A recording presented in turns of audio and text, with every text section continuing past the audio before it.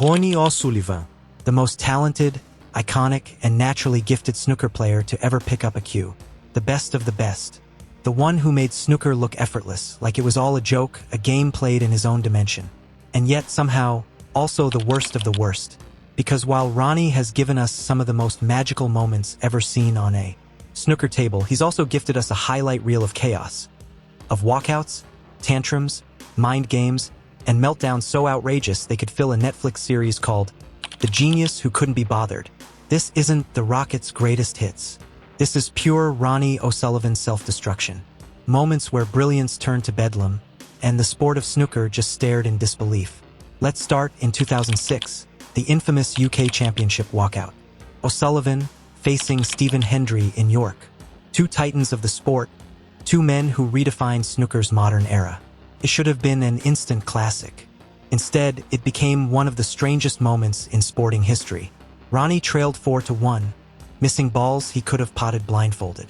He approached the table, lined up a red, and then mid-frame just stopped, put his cue down, walked to Hendry, shook his hand, smiled, and walked out. No warning, no injury, no explanation. Just pure, unfiltered, "I'm done." The referee called after him. The crowd gasped. Hendry stood there frozen, and Ronnie kept walking. Later he'd say, "I just didn't feel like it anymore. No tantrum, no rant, just boredom." Snooker collectively lost its mind. Barry Hearn was fuming. Hendry was speechless. But the message was clear. Ronnie O'Sullivan doesn't play snooker. He decides to play snooker. And sometimes he just decides not to. Fast forward to 2008, the World Championship, microphone meltdown. The rocket was flying, as always, but under the surface, the pressure cooker was hissing. During a press conference, he was asked a fairly ordinary question about his match. Ronnie smirked, looked at the microphone, and, well, made a very unbroadcastable joke about it. Cue headlines, cue chaos, cue another fine from World Snooker. But that's Ronnie, a genius who can destroy his own PR in under 5 seconds. Let's be clear, though. O'Sullivan's problem was never his cue arm. It was everything else. The mind, the motivation, the endless war between genius and apathy. Take 2016 Welsh Open. Ronnie's on 146, cue ball in perfect position to make a 147. The magical number, the dream break, the holy grail. What does he do? He deliberately refuses to pot the black. He tells the referee, "What's the point? Prize money's too low." The crowd boos. The commentators can't believe it. And Ronnie? He just shrugs and clears up for a 146 like he's doing his shopping list.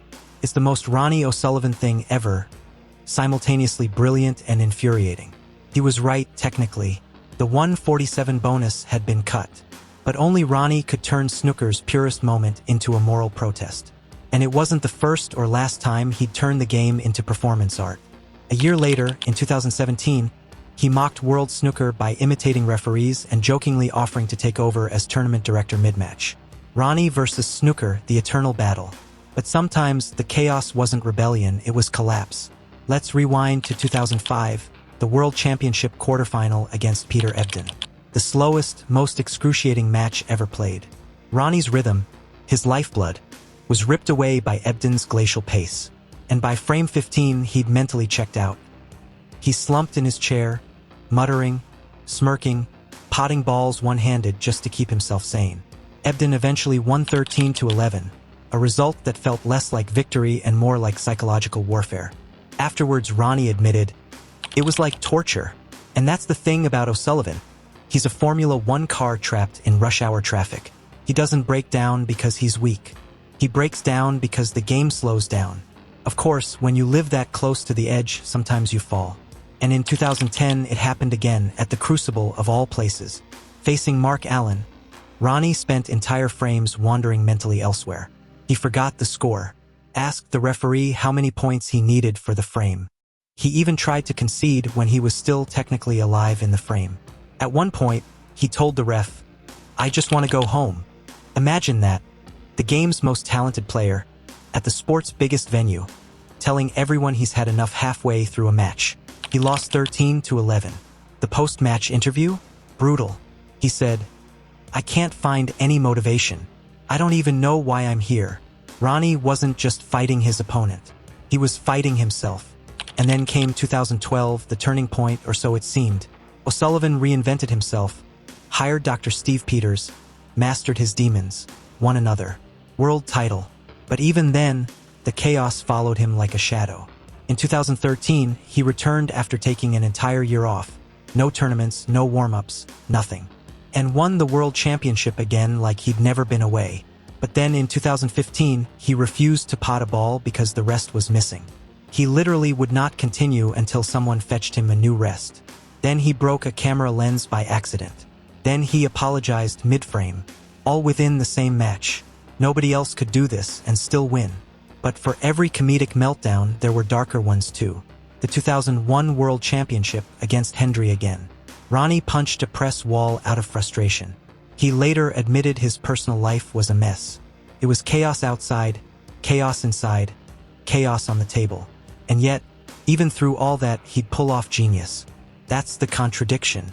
Ronnie's lowest moments often came within touching distance of greatness. Look at the 2002 final against Hendry. He crushed him 18-17 with a blend of fire and fragility that defined his career. After the win, he hugged his mum through tears. 2 years later, he defended the title, then threatened to quit again. It's like every O'Sullivan victory comes with an asterisk. For now. And when he loses, buckle up. Because when Ronnie implodes, he doesn't just lose frames, he detonates. Remember the 2019 UK Championship quarterfinal against Ding Junhui? He was the defending champion. Everyone expected another masterclass. Instead, Ding annihilated him. 6-4. Ronnie looked lost, slow, distracted, talking to himself between shots. Afterwards, he said, "I just couldn't be bothered." Same story, different decade. Then came the Crucible 2020, that semifinal versus Mark Selby. A match of opposites. Selby, the grinder. Ronnie, the lightning bolt. It went the distance, 17-16. But if you saw that match, you know what really happened. Ronnie was seconds away from imploding. Selby's safety suffocated him. Ronnie complained about the pace, the tactics, the entire vibe of the match. And yet somehow, out of nowhere, he played one of the most insane final frames ever seen and won. Afterwards, Selby was fuming. Ronnie just smiled. It was chaos in motion, and it worked. But that's the thing. Ronnie doesn't just beat opponents. He beats himself, then beats them. Anyway, still, for every miracle escape, there's an equal and opposite disaster. The 2021 World Championship. Defending champion. Outplayed. Outthought. Out of the tournament by Anthony McGill. Afterwards, Ronnie gave one of his most surreal interviews ever, saying, "There's probably only 5 or 6 players who can actually play this game properly. The rest are just making up the numbers." He wasn't joking. He was half serious, half Ronnie. Part prophet, part chaos merchant. And if you thought the old days were wild, even his modern era is sprinkled with self-inflicted madness. The 2023 Masters left the venue during practice, vanished for hours, nobody knew where he went. Then won his match 6-1. Or the 2024 World Championship. Missed multiple easy shots, smashed a ball in frustration, and nearly forfeited a frame for unsportsmanlike conduct. Then hugged his opponent. Then blamed the crowd. Then praised them. All within 5 minutes. That's Ronnie O'Sullivan, a paradox with a Q. Because for every 147, there's a 146. For every standing ovation, there's a walkout. For every genius clearance, there's a meltdown for the ages. And yet we keep watching. We can't not watch. Because deep down, even when he's throwing it all away, Ronnie O'Sullivan is the reason. We care. He's the reason snooker still feels dangerous. Still unpredictable. Still human. He once said, "I'd rather be interesting than consistent." And boy, did he keep that promise. Just look at the list. Walkouts, forfeits, protests, forgotten scores, microphone jokes, rest disputes, missed blacks, refused 147s, referee arguments, snooker gods raged against. And somehow, 7 world titles later, he's still the face of the sport. Ferrari may burn down their own garage. Ronnie O'Sullivan? He lights the table on fire and still finds time to clear it up. Because in the end, for all the madness, the genius, the K-ups, and the walkouts, you still can't look away. You might rage, laugh, sigh, or even switch the channel. But the next time he walks out into the arena, you'll watch. Because this is Ronnie, the best of the best, and the worst of the worst. and that's exactly why we love him.